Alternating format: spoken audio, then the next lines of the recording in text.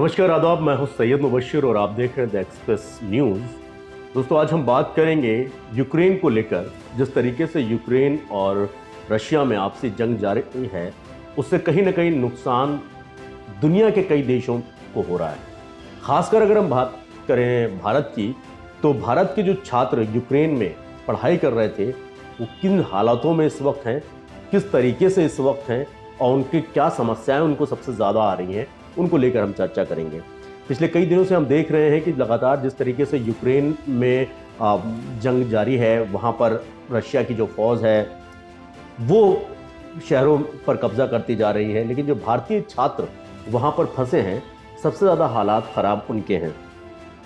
भारत सरकार अपनी पीठ इस बात को लेकर थपथपा रही है कि हमने व्यापक इंतज़ाम किए हैं भारतीय छात्रों को वापस लाने के लिए, लेकिन क्या वाकई भारत सरकार ने कड़े कदम उठाए हैं या सिर्फ मीटिंग चर्चाओं का ही दौर जारी है? उन सब चीज़ों पर हम बात करेंगे। सबसे पहले हम बात करेंगे भारतीय छात्रों की। भारतीय छात्र जिस तरीके से यूक्रेन में फंसे हैं, उनकी सकुशल घर वापसी के लिए सरकार ने क्या ठोस कदम उठाए हैं। फिलहाल 2 फ्लाइटें वहाँ से निकली हैं, जिसमें से तकरीबन 400 के आसपास, 350 से 400 के आसपास जो छात्र हैं उनको लेके आया गया। लेकिन जो टोटल छात्र बताए जा रहे हैं वो 1500 से ज़्यादा के छात्र जो हैं, जो दिल्ली, यूपी, बिहार और दूसरे राज्यों के हैं, जो वहाँ पर अभी फंसे हुए हैं। हालात कैसे हैं वहाँ पर, वो हम आपको एक वीडियो के जरिए दिखाएंगे। खासकर बात कर रहे हैं जिस तरीके से जो छात्राएं हैं, उनके जो वीडियो सामने आ रहे हैं वो बहुत ज़्यादा दिल दहलाने वाले हैं। जो हालात में, जिस हालात में वहाँ पर अभी वो रह रहे हैं, वो हालात बहुत ज़्यादा भयानक हैं। किस तरीके से भारत सरकार उनकी मदद कर रही है और क्या वहाँ की जो एम्बेसी हैं, जो यूक्रेन में भारतीय दूतावास हैं, वहाँ के अधिकारी किस तरीके से उनको मदद कर रहे हैं या नहीं कर रहे हैं, वो भी हम आपको बताएंगे। सबसे पहले आप ये वीडियो देखिए, जिस तरीके से भारतीय छात्र का लगातार रोज़ कई वीडियोस बाहर आ रहे हैं और वो साफ तौर पर कह रहे हैं कि हमारी किसी तरीके से मदद नहीं हो रही है। ना ही भारतीय दूतावास के अधिकारी फ़ोन उठाने को तैयार हैं और ना ही दूसरे अधिकारी जो किसी तरीके से मदद कर सके। ये वीडियो आप देखिए, उसके बाद हम चर्चा को आगे बढ़ाएंगे। मेरा नाम गरिमा मिश्रा है, मैं यूपी लखनऊ से हूँ। हम कीव में स्टक हो चुके हैं, पूरी चारों तरफ से घिर चुके हैं। ठीक है, यहाँ पे हमें कोई हेल्प नहीं दे रहा है और मुझे नहीं लगता कि यहाँ पे किसी को कोई हेल्प, जो भी हमें हेल्प होनी है वो मिलने वाली नहीं है। हमने कुछ वीडियोस देखी हैं, जब अभी थोड़ी देर पहले हम एमबीसी को कॉल्स कर रहे हैं, एमबीसी हमारी कॉल्स नहीं उठा रही है। सेकंड थिंग, हम लोगों को बात करने की कोशिश कर रहे हैं, हमारा कुछ नहीं हो पा रहा। हम सिर्फ यहाँ पे फंस चुके हैं। जहाँ पे हम रह रहे हैं वहाँ पे बहुत सारे लोग आते हैं जो कल रात को हंगामा करते हैं, वो गेट तोड़ते हैं, देन उसके बाद अंदर आने की कोशिश करते हैं। क्या होता है हमें कुछ भी नहीं पता, यहाँ पे किसी को कुछ भी नहीं पता जो हमारे साथ situation. Vikram Kumar, we are calling them and he is continuously rejecting our calls, जबकि हम लोगों ने इनको रोमानियन बॉर्डर की वीडियोस भेजी हैं जहाँ पे लड़कियों को बेरहमी से मारा जा रहा है। और इन्होंने अभी दोपहर में ही हम लोगों को बोला है कि कीव के बच्चे जितने भी निकल पा रहे हैं ट्रेन से निकल जाएं बॉर्डर्स पे।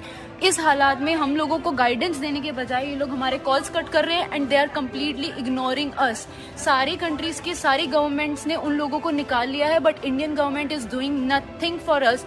दे are saying they are evacuating the Indian citizens from border. The border is 800 kilometres from our current location. How are we as a student suppose to reach those borders? आप जितने भी parents हैं, जितने भी लोग हैं India के, हम लोगों को सुन रहे हैं, हम लोगों को देख रहे हैं, आप प्लीज इंडिया मीडिया की न्यूज खबरों को मत बिलीव कीजिए कि वो लोग हमें यहाँ पे मदद दे रहे हैं।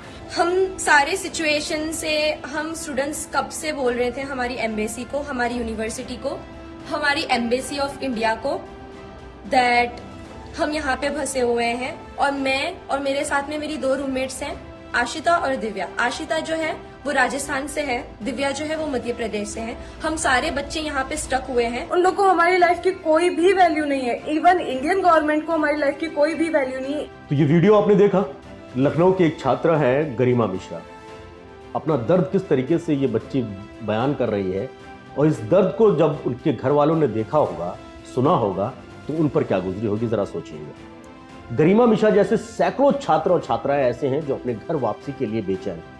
लेकिन फिलहाल खबर यह आ रही है कि भारत सरकार ने एक कदम उठाया है जिसमें केंद्र के जो मंत्री हैं वो पड़ोसी देश जाएंगे और वहां से जो छात्र और छात्राएं हैं उनको सकुशल भारत वापस लाने में सहयोग करेंगे, मदद करेंगे।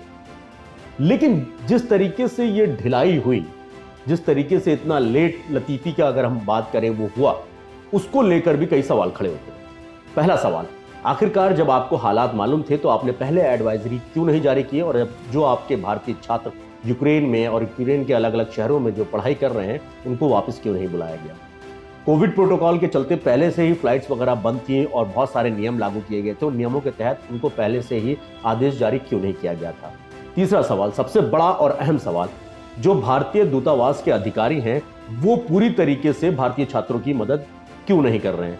हो भी ये सकता है कि इतनी ज़्यादा तादाद में भारतीय छात्र यूक्रेन में फंसे हुए, सबका जवाब दे पाना भी मुश्किल है, हम उस बात को भी डिनाई नहीं करते, लेकिन क्या ये सरकार की जिम्मेदारी नहीं बनती है कि वो अपने छात्रों को, अपने नागरिकों को सकुशल वापस लेने के लिए आए।